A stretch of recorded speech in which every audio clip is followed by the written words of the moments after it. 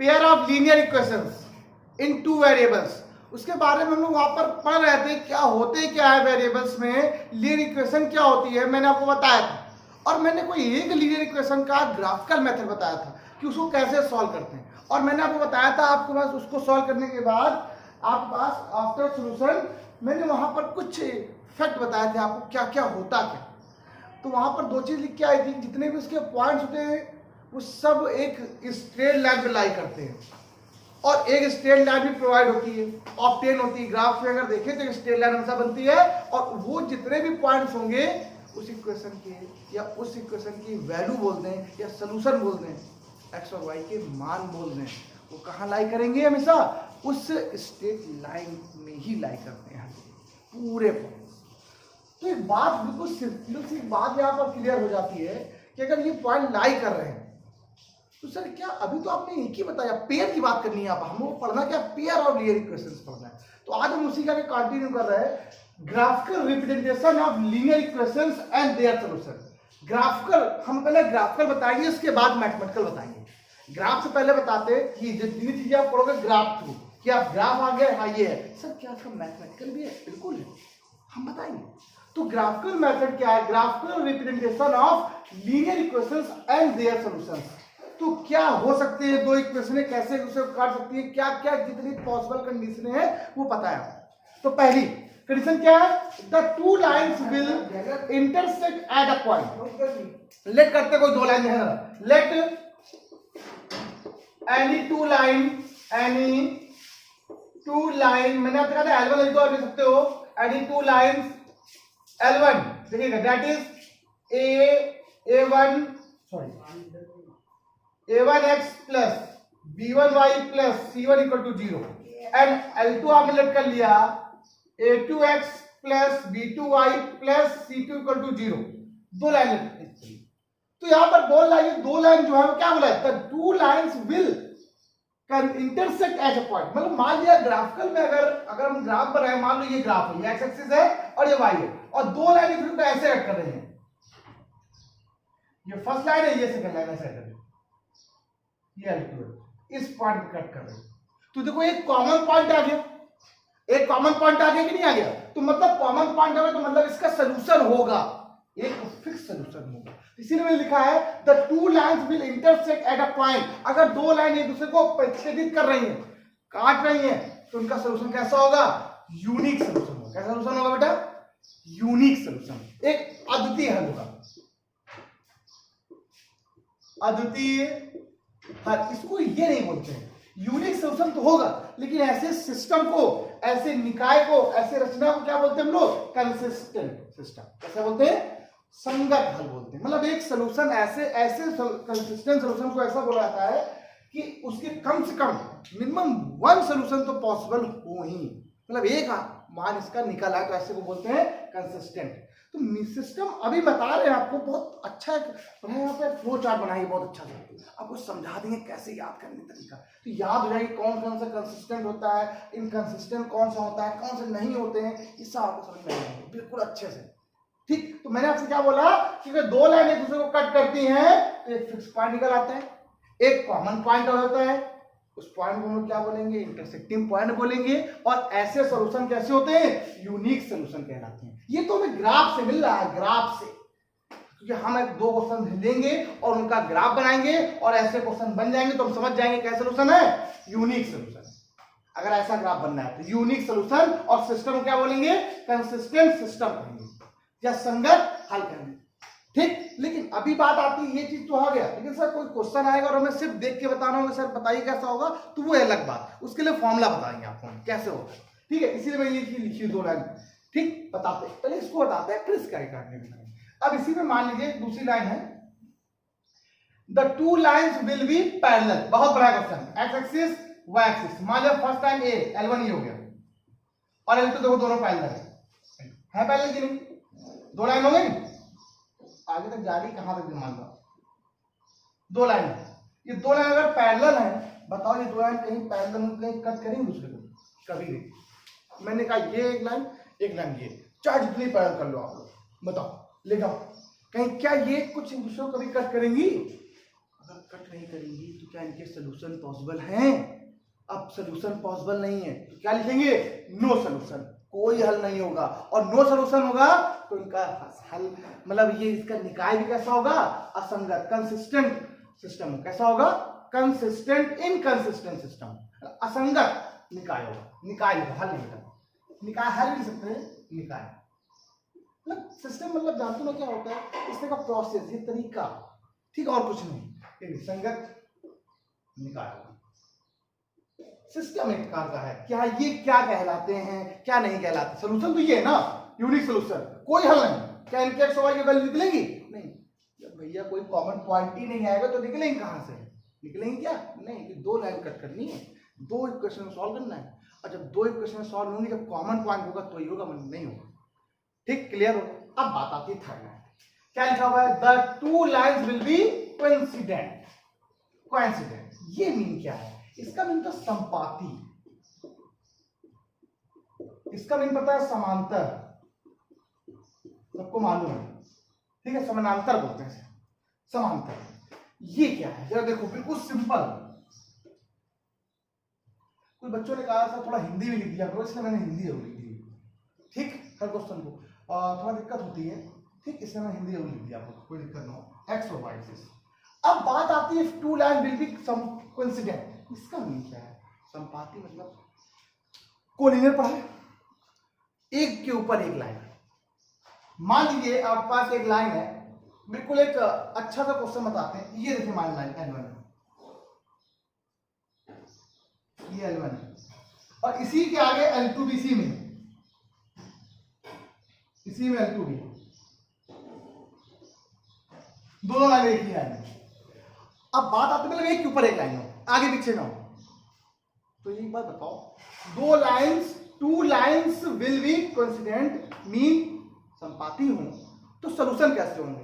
अभी मैंने उस दिन बताया था स्ट्रेट लाइन में होती है, अगर एक का देखो स्ट्रेट लाइन में बहुत सारे जितने भी सोल्यूशन होंगे, एक्स और वाई सोल्यूशन कहां पर होंगे? यहाँ इस पॉइंट पर, इस पॉइंट पर, इस पॉइंट पर, इस पॉइंट पर, इस पॉइंट पर, इस पॉइंट पर, दोनों एक दूसरे को काट रहे हैं। ये तो एक ही पॉइंट का तो मिल गया, मतलब यहाँ जितने भी पॉइंट आएंगे सब कॉमन पॉइंट होंगे, सोल्यूशन तो सॉल्व होगा। तो कंसिस्टेंट तो होना है सिस्टम। सिस्टम कैसा है?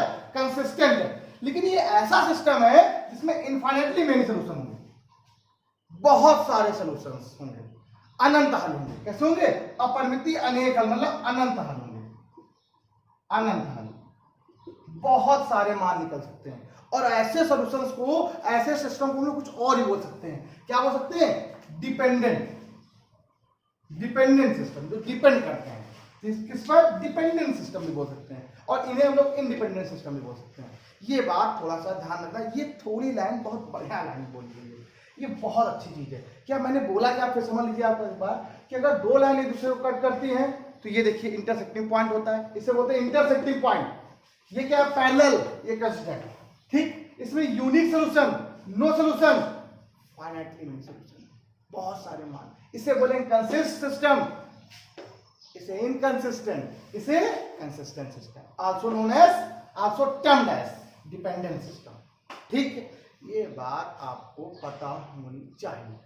ये बात अगर आपको पता है तो आपको बिल्कुल अच्छे से क्लियर हो जाएगा, ये बात ध्यान रखिएगा। अच्छा सर, इसे अगर इंडिपेंडेंट बोला है तो इसे आपने क्यों यूज बोला? मैंने आपसे बोला इसे भी इंडिपेंडेंट बोल सकते हैं, इसमें एक ही सोल्यूशन है, यूनिक, खुद में एक है, एक ही सोल्यूशन। देखो यूनिक सोल्यूशन, इसे हम लोग बोल सकते हैं, है ये भी कंसिस्टेंट, ये भी कंसिस्टेंट। तो सर इसे जब डिपेंडेंट बोल रहे तो इसे क्यों नहीं आपने कुछ बोला? ठीक, इसे डिपेंडेंट इसलिए बोला, इसमें बहुत सारे हल है, कॉमन तो है, कॉमन पॉइंट में यूनिक सोल्यूशन का होगा, एक सोल्यूशन तो होगा। यूनिक क्या होता है? यूनिक एक ऐसा होता है जो खुद में सिर्फ एक हो, इसलिए तो यूनिक होता है। यूनिक का मतलब होता है एक अच्छा सोल्यूशन जो किसी में ना हो, इसमें तो सारे पॉइंट होंगे यूनिक, इसलिए इसे हम स्पेशली डिपेंडेंट सिस्टम बोलते हैं। डिपेंडेंट, जो डिपेंड करेगा, लेकिन ये क्या होगा? Independent system. इसे लिखा नहीं, लिख दिया चलो से, इसे इंडिपेंडेंट सिस्टम भी कह सकते हैं, इंडिपेंडेंट सिस्टम। ये बहुत अच्छी लाइन है, ये कंपटीशन में पूछा जाता है। डिपेंडेंट, इंडिपेंडेंट, कंसिस्टेंट, इनकंसिस्टेंट, ये सब लाइंस क्या होती हैं, ये बात। अब हम इन्हीं क्वेश्चनों को करेंगे और एक एक क्वेश्चन सॉल्व करके आपको बताएंगे। एक क्वेश्चन मैं इसका बताऊंगा आपको सोल्यूशन का, एक क्वेश्चन मैं इसका बताऊंगा, एक क्वेश्चन मैं इसका बताऊंगा, ग्राफ बना के बताऊंगा। और समझाऊंगा और क्लियर लगाऊंगा सर कैसे यूनिक सोल्यूशन हुआ, और फिर इसके बाद मैं आपको इसका ग्राफिकल मेथड तो बता दिया, फिर मैथमेटिकल रिप्रेजेंटेशन बताऊंगा कि सोल्यूशन कैसे सॉल्व कर सकते हैं। ठीक है, अभी फ्लोचार्ट करवाता हूं पहले आपको इसका, पहले फ्लोचार्ट बनवाता हूं और फिर क्लियर करता हूं, या पहले बताता हूं graphical representation of linear equation and their solution बताने के पहले ही आपको पहले मैथमेटिकल बता देता हूं सर एक बार में कैसे मैथमेटिकल सॉल्व कर सकते हैं। ठीक है, तो pause the video and note it down.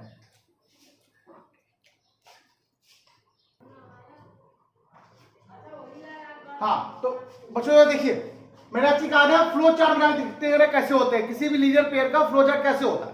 तो मान लीजिए दो लाइन आपको लीनियर पेयर की दी गई है और इनको कैसे कैसे होते हैं कि जो दो लाइन दी गई है वो दो टाइप की कैसी है, एक कंसिस्टेंट सिस्टम है, दूसरा कैसा है इनकंसिस्टेंट है, एक कैसा संगत है और अगला क्या है असंगत है। अब संगत हल क्या होते हैं, ये दो टाइप के होते हैं, कौन कौन से, unique solution and infinite solution. ये आपको बताया, जो मैंने बताया वही बताने जा रहा है, और ये कैसा होता है नो सोल्यूशन। तो ये आप ऐसे याद कर सकते हो। अब यही तो मैंने आपसे अभी कहा भी आपको मैथमेटिकल रिप्रेजेंटेशन बता देते हैं ताकि कैसे कर सकते हैं। दो लाइन है आपको दी गई है विदाउट यूजिंग ग्राफिकल मेथड, तो आप कैसे यूज करोगे। तो सिंपल सी बात है, अगर दो लाइन एक दूसरे को कट कर रही है, इंटरसेक्टिंग लाइन है, देन तब देखो ये क्या है a1 a2 b1 b2 c1 c2 coefficient है, तब क्या होगा ये कंडीशन होगी a1 upon a2 not equal to b1 upon b2। और ये कब होता है इंटरसेक्टिंग लाइन में, ये देखिए यूनिक सोल्यूशन कैसा सोल्यूशन होता है इंटरसेक्टिंग लाइन, ये सोल्यूशन हो जाएगा यूनिक सोल्यूशन। यूनिक सोल्यूशन आप चाहो तो यहां भी सकते हो, इसी को यहां भी सकते हो आप लोग, क्या a1 upon a2 not equal to b1 upon b2, इससे भी हम लोग यूनिक सोल्यूशन कहेंगे। ये मैथमेटिकल रिप्रेजेंटेशन है। अच्छा समझना, पैरेलल लाइन में क्या होगा a1 upon a2 equal to b1 upon b2 not equal to c1 upon c2। Parallel यही तो है, यही तो है ना, यहाँ पे इसको डायरेक्टली लिख होता है a1 upon a2 equal to b1 upon b2 not equal to c1 upon c2, ऐसे करके। और थर्ड लाइन क्या है मैनी सॉल्यूशंस। ठीक है, इसका मतलब नो, बहुत सारे सॉल्यूशन होंगे, इसमें नो सॉल्यूशन रहेगा, सॉरी ये नो सॉल्यूशन वाला है, पैरेलल लाइन है ना, ये लाइन अलग है, ये वाली अलग है, ये वाली ये बराबर वाली। ये क्या होता है पैरेलल में नो सॉल्यूशन होता है, नो सॉल्यूशन, यहाँ कोई सॉल्यूशन नहीं होता। ठीक है, यहाँ पर कोई हल नहीं होती, इसको बोलते हैं a1 upon a2 equal to b1 upon b2 not equal to c1 upon. और लास्ट वाला क्या होता है कोइंसिडेंट, मतलब बहुत सारे हल हैं, हाउ मैनी हल, मैनी सॉल्यूशन, मैनी सॉल्यूशन।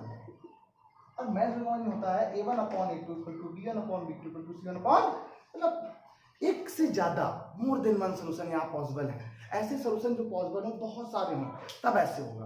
अब मैंने दो तरीके आपको बता दिए, ग्राफिकल बताया और मैथमेटिकल बताया। तो मैं लेकिन पहले क्वेश्चन आपको ग्राफिकल बताऊंगा, लेकिन ग्राफिकल तभी यूज करना जब कहा जाए आपसे कि ग्राफिकल यूज करिए, ना कहा जाए सिंपल सा यूज करिए। तो पहले तो आपको जितने भी क्वेश्चन ग्राफिक से करके दिखाते हैं और उन्हीं क्वेश्चन को हम लोग इनसे भी करके बताएंगे कि ये सॉल्यूशन है कि नहीं। ठीक है, तो आगे बढ़ते हैं, pause the video and note it down, आगे बढ़ते हैं।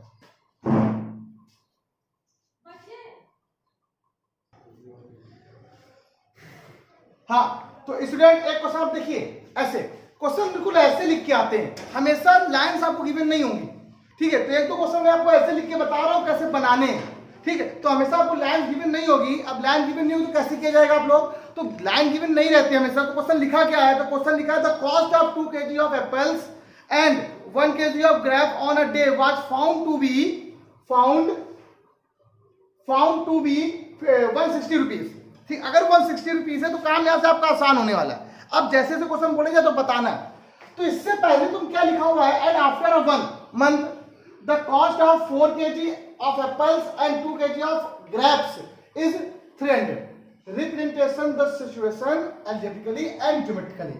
पहले तो इसको क्या बोलना है कि इस सिचुएशन को पहले आप बनाओ, रिप्रेजेंट करो, लाइन बनाओ पहले। तो सबसे पहली बात तो है, अगर कॉस्ट ऑफ है तो कॉस्ट पहले करना पड़ेगा आप लोग को यहाँ पर, इससे लाइन बनानी पड़ेगी। लाइन के फॉर्म क्या होती है, ax plus by plus c equal to 0। तो अब यहाँ पर क्वेश्चन सॉल्व करेंगे, द कॉस्ट ऑफ लेट कर लिया, let the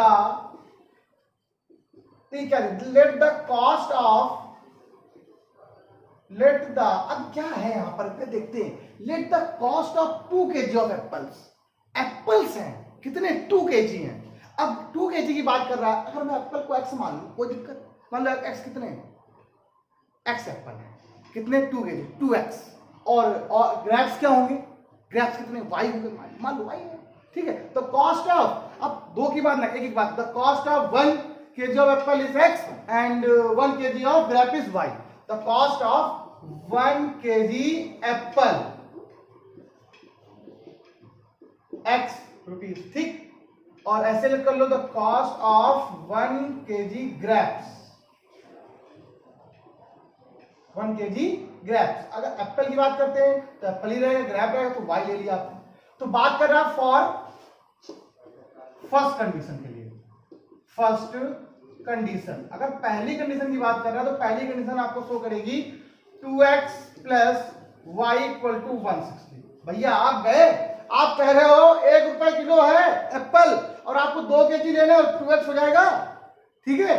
x एप्पल है, उनके वैल्यू कितनी है, 1 kg एप्पल की का कॉस्ट है x, 1 kg, तो 2 kg कितना होगा 2x। 1 kg ग्रेप्स का है i, तो 1 kg का y, दोनों को जोड़ दो, कितने रुपया हो गया 160। पहली इक्वेशन, फर्स्ट लाइन हो गई। ऐसे ही दूसरी लाइन क्या है देखो, आफ्टर 1 मंथ, कोई मतलब नहीं है, एप्पल x है, कितने लेने, 4 लेने, तो 4x हो गया, 4x प्लस ये कितने लेने बेटा, 2 kg लेने, कौन, ग्रेप। 1 kg का वैल्यू कितनी है, 1 kg का है ये। तो cost of 1 kg Apple is है, ये लिख दो, ये भी इज है, ठीक है। y है, ये y है, रुपीज है, रुपीज का सिंबल ये होता अब तो भाई, ये वाला सिंबल x एंड y, ये क्या हो गया 2y इक्वल टू 300। एक काम करते हैं, इसको 200 में डिवाइड कर देते हैं, 2 कॉमन लिया, यह है 2x plus y equal to 300, ये हो गया 2x plus y equal to 150। ये L2 लाइन हो गई, 2 लाइन आपका क्लियर हो गई, ठीक।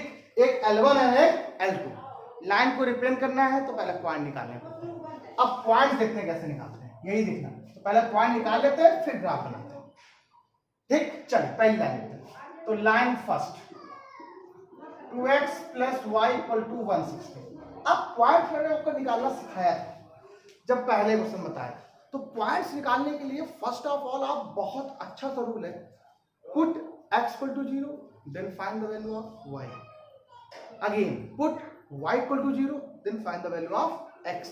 ऐसा करने से आपको 2 पॉइंट तो फिक्स मिल जाएंगे, ऐसे पॉइंट जो एक्सिस पर लाई कर जाएंगे, और उनके बीच के पॉइंट भी, कुछ प्लस वाले कुछ माइनस वाले भी पॉइंट बना सकते हो आप अपने हिसाब से, जो फ्रैक्शन में ना जाए, अपॉन में ना जाए, कैसे कर सकते हो उन पॉइंटों को। हमने आपसे बोला ना एक्स और वाई की ऐसी वैल्यू रखो जो इसके बराबर आ जाए, ठीक, कुछ ऐसी वैल्यू रखो जिससे कट जाए। तो पहले पॉइंट क्या करेंगे, इफ हम पहले का पुट x इक्वल टू 0, अगर x 0 पुट करते हो तो 0 प्लस वाई इक्वल टू 160, पहले पॉइंट वाला सिखा रहे हैं, तो y का पॉइंट पहला क्या हो गया 160, तो पहला पॉइंट हो गया 0, 160, ठीक।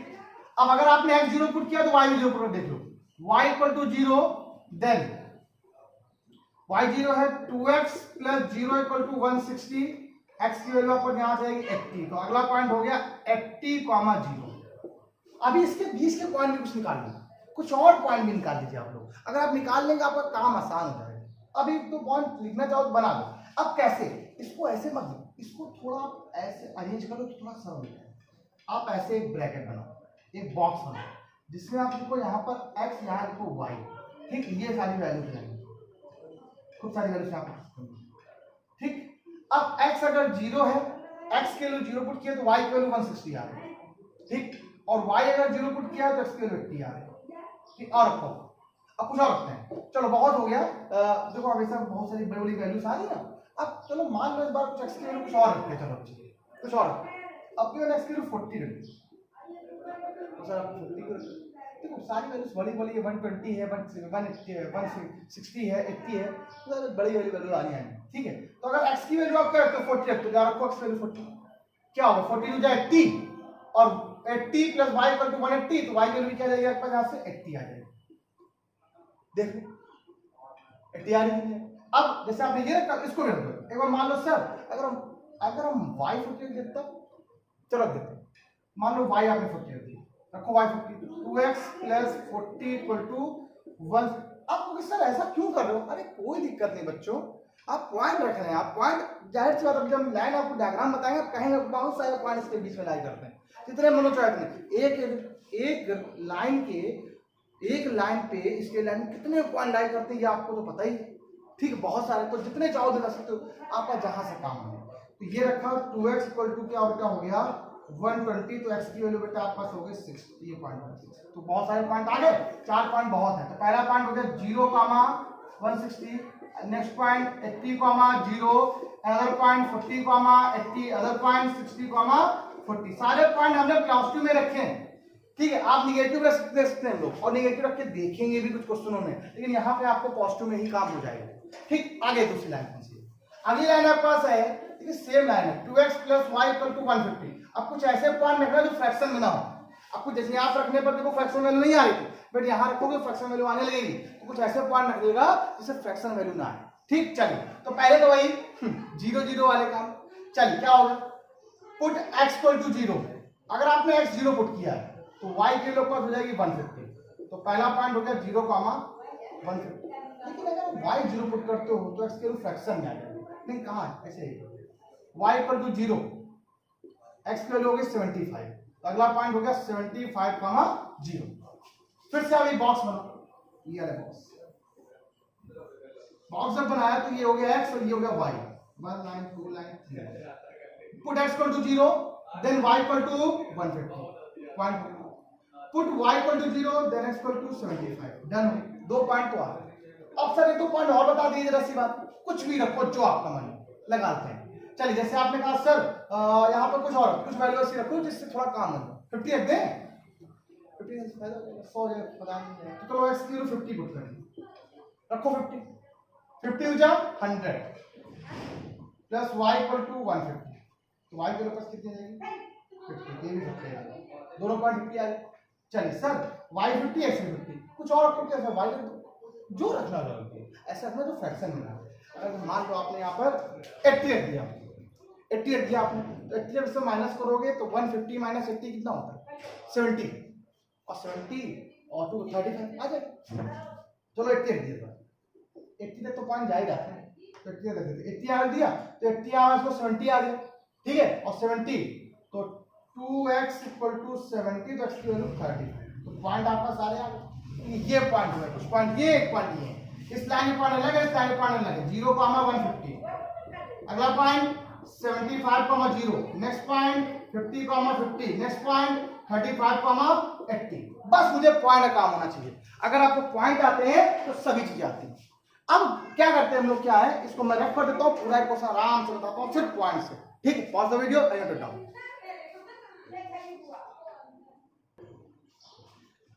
हाँ, तो बच्चों देखो, ये दो लाइन के आपके पॉइंट आ गए। अब सारे पॉइंट को यहाँ पर आपको ग्राफ में रिप्रेजेंट करना है। कैसे करेंगे ग्राफ में रिप्रेजेंट? पहला पॉइंट क्या है 0, 160, x की वैल्यू 0, y की वैल्यू 160, डेप्थ को, तो ये पॉइंट हो गया पहला पॉइंट, ठीक है। पहली लाइन वाला बताते हैं, फर्स्ट लाइन 80, 0, x की वैल्यू 80, y की वैल्यू 0, दूसरा पॉइंट हो गया, ठीक। पहले इस पॉइंट बात करेंगे 40, 80, x की वैल्यू 40, y की वैल्यू 80 लिखिएगा,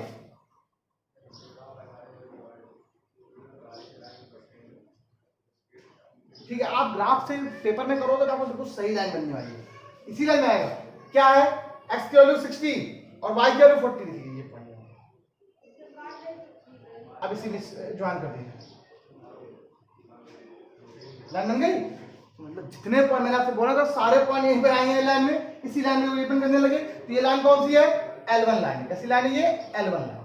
ये लाइन जो भी थी वो कैसी लाइन है, L1 लाइन, पहली लाइन हो गई। अगली लाइन देखो 0, 150, 150 मतलब x की वैल्यू 0, y की वैल्यू 150, मतलब ये पॉइंट कोई गई ना, 150 यहीं कहीं आएगा, तो 0, 150 हो, ये हो गया 0, 150, डन। अगला 75, 0, 75 कहां पर होगा, ये पॉइंट 75 होगा यहां पर, 75 का भाई 60 और 80 के बीच में जाएगा 75, ठीक है, थोड़ा यहां पे आएगा 75, तो मैंने यहां। अगला पॉइंट क्या है 50, 50, x की वैल्यू 50, ये 50 होगा, y की वैल्यू भी देखो 50 कहां पे, ये होगी, तो ये पॉइंट जाएगा आपको यहां पर कुछ, आई थिंक ये पॉइंट होगा 50, 50। आप ग्राफ तक जब बनाओ तो अच्छे से बनाओ। अगला पॉइंट है 35, 80, x की वैल्यू 35 की हो गई यहां पर, और 80 ये पॉइंट हो जा रहा है, इसको ज्वाइन करना है।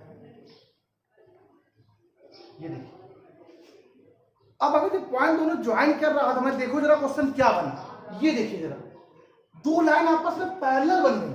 मैंने बताया था ना कि अगर दो लाइन अगर आपस में पैरेलल हो, ऐसे करके पैरेलल होती है, ऐसे ऐसे दो लाइन, तो सॉल्यूशन कैसे होते हैं? No solution. सिस्टम क्या होता है? Inconsistent system. लेकिन आपसे क्वेश्चन में क्या पूछा था? उसने कह रहा था इस सिचुएशन का मैथमेटिकल और अलजेब्रिक रिप्रेजेंटेशन बताइए। तो मैंने तो पहले तो इसके दो इक्वेशनें बना दी अलजेब्रिक इक्वेशन से, और फिर इसका ग्राफ बना के देखा तो क्या सॉल्यूशन आ रहा है? No solution. क्या लिखेंगे यहाँ पर? No solution. क्यों नो सॉल्यूशन है? There are two parallel lines. कैसी यहाँ पर? दो parallel lines, two lines are parallel. क्या लिखेंगे? टू लाइंस आर पैरेलल, या फिर लिखते हैं पैरेलल। कैसी है? पैरेलल। दो लाइन अगर पैरेलल है तो उनके नो सॉल्यूशन होंगे, कोई सॉल्यूशन उनका नहीं होगा। देखिए हो गया आपको आगे। मैंने आपसे कहा, लेकिन क्वेश्चंस ऐसे होते हैं, आपको पहले थ्योरी लिखी होगी, आपको उसके अकॉर्डिंग पहले दो लाइनें बनानी होंगी, दो लाइन उनका पेयर बन जाएगा, उससे फिर अकॉर्डिंग आप पॉइंट निकालें। पॉइंट निकालना इतनी बड़ी बात नहीं है। अभी मैं फिर क्वेश्चन बताऊंगा, तो पहले क्वेश्चन फिर एक ऐसे क्वेश्चन बताऊंगा वर्ड्स प्रॉब्लम वाला, ताकि इससे और अच्छे से हो जाए। तो आई थिंक मेरे हिसाब से आज की वीडियो में बहुत लंबा हो जाएगा बताने में, ठीक है। तो आज के लिए इतना बहुत है। एक क्वेश्चन मैंने आपको बताया, आपने किया। अभी मैं कल फिर आपको क्वेश्चन बताऊंगा, तो pause the video, noted down, फिर आपको क्वेश्चन बताता हूं।